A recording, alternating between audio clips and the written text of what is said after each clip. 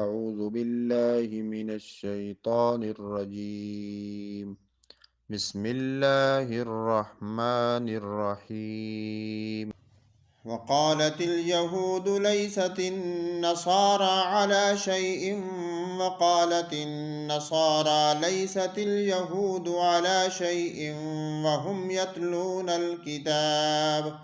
كذلك قال الذين لا يعلمون مثل قولهم، فالله يحكم بينهم يوم القيامة فيما كانوا فيه يختلفون.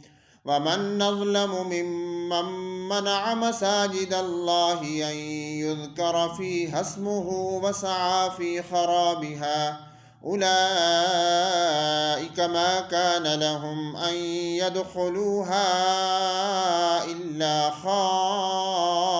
خائفين. لهم في الدنيا خزي ولهم في الآخرة عذاب عظيم. ولله المشرق والمغرب فأينما تولوا فثم وجه الله، إن الله واسع عليم. وقالوا اتخذ الله ولدا سبحانه، بل له ما في السماوات والأرض، كل له قانتون.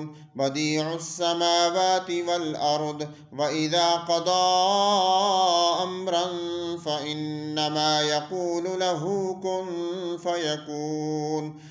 صدق الله العظيم.